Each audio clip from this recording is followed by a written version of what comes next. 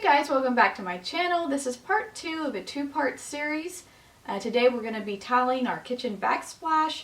I'm super excited about that, and I'm going to show you guys everything that we did right and everything that we did wrong. I'll link all the products in the description below for your convenience, but without further ado, let's go ahead and jump into this.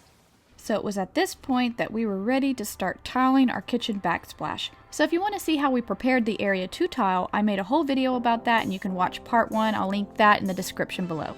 So right before I began to tile, I went around with a level and placed it on the surface of all the countertops. Knowing that this is an older house, I kind of already suspected that nothing would be plumb or level anyway. And like I said, this was my first time tiling, so I know that I probably overdid a bunch of things, or I might have done things a little weird to those of you that are experienced, but this is just my personal experience and how my husband and I did it. So I found out when you work with glass tile, you want to leave a little space around all of the edges. In this case, we chose to use 1/8 of an inch wedge spacers, which allows for expansion and contraction. I then laid out a full roll of tile all the way across all the countertops, with the wedge spacers underneath them. I then used my laser to find the lowest point on the countertops. So by far one of the best purchases that we made from the start was this laser level from DeWalt. This little tool was my BFF during the whole project, and I firmly believe that this is what contributed to our success on our first tiling project. The great thing about this laser is that it mounts to my refrigerator because it's magnetic, so I could move it up or down and twist it around however I needed it. And it was a really strong laser, so it would actually span across almost the entire kitchen. Now you can place the laser on a tripod, but it worked out better for us to mount it onto the refrigerator, that way the kids didn't run into it and break it or bump it. Not only did it have a horizontal line, but it also had a vertical line so that I could make sure that my grout lines in between the tiles were straight as well. Now once I found my lowest point, I went ahead and marked it with the painter's tape, which didn't stick very well by the way. That way if the laser got bumped or moved, I would still know where to start from. So if one of the tiles went over the laser line, I would mark it on each end where it was going over, then take my ruler and draw a straight line. That way my husband knew exactly how much he needed to cut off on the tile saw. Now this part was a little bit tricky. Because I didn't want the cuts to be at the top, I wanted the cuts to be at the bottom so that they would be less noticeable. I had to transfer the line that I drew at the top down to the bottom, and I did this by eyeballing it. It wasn't perfect, but we got through it. I wanted the laser light to rest a hair above the first row of tiles. That way when I went to tile on top of them, I would be starting with a completely level area. Like I suspected, my countertops were severely unlevel. Another YouTuber I watched said that if you shave a little bit off the bottom on the first row, no one will ever notice. Now originally I bought this tile snapper thinking I could do my whole kitchen with just this and not an actual tile saw. But being that it's glass and there were tricky cuts that I had to make, we ended up purchasing a wet saw anyway. So we went to Lowe's and picked one up, but after I showed it off to one of my friends from Tile Chicks, my favorite tiling Facebook group, she recommended that we went ahead and bought the more expensive tile saw because it had a lot more options, and if this is something we were going to invest in and continue doing, she thought we'd get better use out of the better tile saw. So even though it took a little more time to go take this one back and buy the new one, we went ahead and did it because we wanted to be better off in the long run. In the beginning, my husband was using this little toothbrush with a suction cup bottom to guide the tile through the saw, but then someone from Tile Chicks told us that was very dangerous and it was actually safer just to use our hands. At first he was really intimidated to use the wet saw, but with time he became a wizard at cutting these tiles. He started doing really well. He also learned the hard way that he needed to wear gloves because while he was cutting a tile, a piece of glass flew and cut his hand.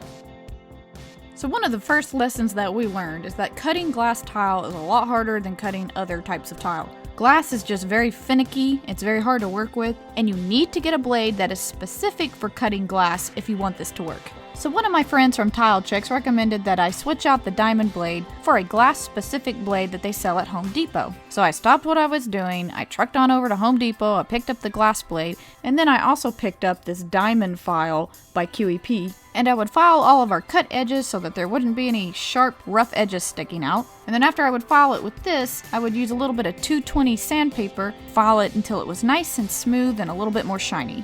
Now the type of glass tile that I have has like a painted white back and it's just clear on the front, and it really didn't matter what blade we used, there was still a little bit of chipping at times. So the way that I got around that problem was I had a little bit of chalk paint left over, so I just painted the edges that were chipped, and once you installed it you couldn't tell that there was any chipping. So I numbered the first row because we had to make individual cuts on most of the tiles.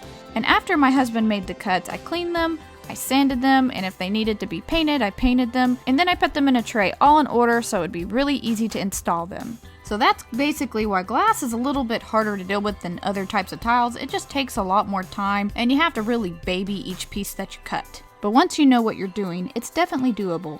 So I finally got the first row installed, and I was super excited, and I was ready to knock this kitchen out. I went ahead and let the first row dry, and the next day I started on the right side, and I wanted to start knocking off sections, that way I could get some of the stuff off my table and start getting my kitchen slowly back. And quickly, one little tip that I picked up along the way is if you want to remove the marks off of your tile from your Sharpie markers, just grab some fingernail polish remover and it'll get it squeaky clean. So after wasting a lot of Thinset, I started mixing up about 1/4 of a bag at a time, which gave me just enough Thinset to work and not waste any. I also usually worked from 8 p.m. to 2 a.m. because my kids are crazy, so I would wait until they went to bed and had the night to myself. Another thing I learned very quickly was to put my bucket of Thinset on a stool next to me and keep the lid on it. That way I didn't have to keep bending over and killing my back, and the lid would keep it from drying out so fast, so I'd have a little more working time. Now at the beginning of the job, I was using a trowel that was too big. I should have used a V-notch trowel. So my trowel was letting too much Thinset get on the wall, and then I was back buttering with the same trowel on the tile, and every time I would smush the tiles in, a whole bunch of Thinset would come oozing out, and I'd have to clean that all up, and it just took forever. So I learned not to put so much Thinset on the wall and so much on the back of the tile. That way there was a lot less cleaning time, and it still had a good bond. So the next time I'm using small tiles, I'll definitely pick up a V-notch trowel. So one of the things that really slowed my work process down was that these tiles were not evenly placed on the mesh sheet. Sometimes the gaps between the tile were even, but sometimes they were really large or they were too close together. They weren't done very well, and I didn't notice this until I got them on the wall. Noticed that my tiles were uneven. I ended up tearing the mesh off and using regular spacers to get it to look more even and more professional a lot of the time. So the moral of the story is if you're going to be using tile that's on a sheet, you may want to check and make sure everything looks even before slapping it on the wall. One of the things that held me back from tiling for many years was the fear of tiling around outlets. I was so afraid I would not be able to figure out how to cut around them. But it wasn't as hard as I thought it was going to be. It doesn't have to be perfect. Your plate cover is going to cover most of it. You just want to get it pretty close, and you also want to make sure you sand the edges down so there's no sharp corners. So what I would do was I would mark where I needed it to be cut, then I would put a little painter's tape over it and give it to my husband to cut. I did the same thing around corners and outlets, taking into account that there would be a 1/8 of an inch space between all the corners and edges. I just continued to work in sections and rows using my laser level to keep things even and make sure everything was straight. And if I noticed a row getting a little bit off or unlevel, I would try to correct it before my Thinset dried. Now even though I tried really hard to make it a perfect job, I still did make some mistakes, as you can see here. One of the mistakes that I made is I cut this tile too short, so there was just way too much of a gap. It was only supposed to be a 1/8 of an inch of a gap, but it looks more like a 1/2 inch or 1/4 of an inch gap. So I ended up taking the tile out and redoing it, and I'm glad that I did because I was much happier with the results. Another mistake we made was because I put too much Thinset on in the beginning, plus my walls were just a little bit uneven, I think it caused some lippage problems, and that just means when you run your hands over the tiles, it's not flat. Some of the tiles are sticking out. So I ended up having to remove one of the tiles, and then while I was trying to hammer that away, I accidentally hammered another one, so I had to remove that one as well. So you gotta be careful where you hammer. Now one of the tips I picked up after the fact from my friend is she told me to make sure that you tape off all of your tiles that you're going to remove. That way when you start to hammer them, the shards won't go everywhere. As we were completing each section, my husband would switch out the electrical outlets and the light switches and the light plates from the ugly tan color to this nice crisp white. Now finally, after we got all the tiles on the wall, it was time to grout. I had a regular float that the tile guy recommended, but it really wasn't flexible enough for me and I really hated it. It was also too large and bulky. So I know this is really weird, but I used this little spatula that I had, and for me it just worked a lot better. But I do plan on getting some better floats for my next tile job. Now once I worked in a large enough area, I would take my wet, clean sponge and kind of work the grout in and off of the tiles. After I felt satisfied with that, I would take a damp microfiber rag, sometimes a little vinegar water, and I would get the haze off of the tile. And that worked so much better than trying to remove the haze with a sponge. It seemed like the sponge just spread it around more. Now we purchased a topical sealer that we could put on after the grout dried, but I really wish that we would have just bought the sealer that you mix in with your grout. That would have saved a lot of time. Now, one of the things that I wanted to do for my kitchen remodel was to get a brand new vent above the stove. But because all these cabinets were custom made like years ago, there didn't seem to be a vent online that fit the area unless I cut into the cabinets. So we decided just to take this nasty vent out and clean it up the best that we could. We then ordered a new filter for it to cover up some of the ugly, and would you believe it, the filter didn't actually fit, so we just kind of screwed it on. But it ended up looking better than it did. I also continued painting the cabinets white above the sink, and then I polyurethaned it and switched out the light bulb, and it looked so much nicer when we were done. The very last thing I had to do to wrap this project up was to silicone around all of the edges. I had to use 100% silicone, and in my mind I thought it was going to be exactly like painter's caulk. Real easy, clean with water, and you're good to go. No, it was a complete nightmare. I did not know that water makes it worse. And so it got everywhere, and it was super hard to clean. It sticks to everything. It doesn't come off your hands. I apologize I didn't get this process filmed, but I did do some research in the Tile Chicks group, and I found out that you need to make your bead, then you need to spray it with some sort of window cleaner.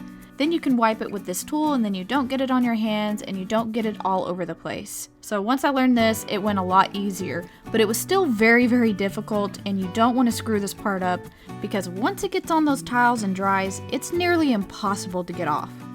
Now I have more plans to continue updating. For example, we're going to epoxy the countertops. We're going to clean and freshen up the wood cabinets, get new flooring, maybe get brand new hardware and a new stove. So I am going to do some more updating, but this is it for this video. Now for what everybody's been waiting for, let's look at the final results.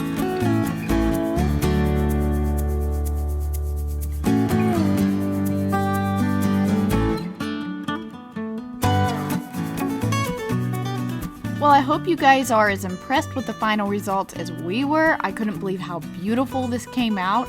I was so excited to show it off, and I can't wait to do more tile projects.